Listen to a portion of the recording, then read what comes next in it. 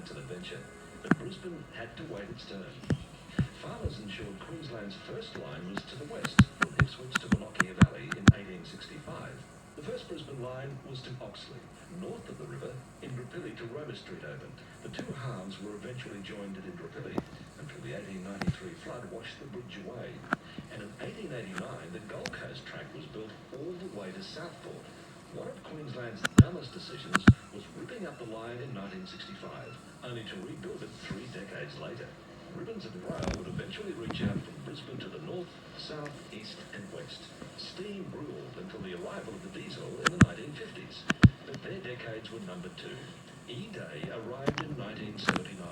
Electrification of the Brisbane rail network.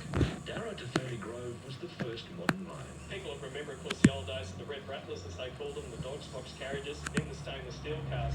Well, the great enemy in Brisbane, as we know, is the heat, the humidity, and one of the big commitments was to actually have air-conditioned stock. It was revolutionary. Brisbane had Australia's first air-conditioned electric trains. The money came from Canberra, but Queensland took the credit.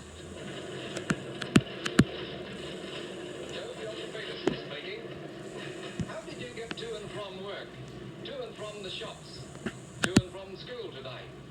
In Brisbane, you would have travelled either by train, by bus, or by car. You would be one of over 500,000 people on the move. Since then, the population of Brisbane has almost doubled. To get more people on board, QR is upgrading tracks, facilities, And the new high-speed train that will service Brisbane, the Gold Coast. The train is now being tested.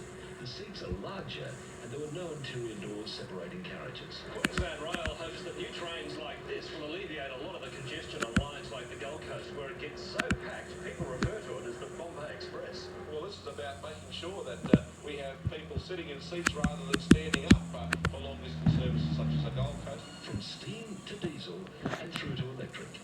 Much has changed in 140 years.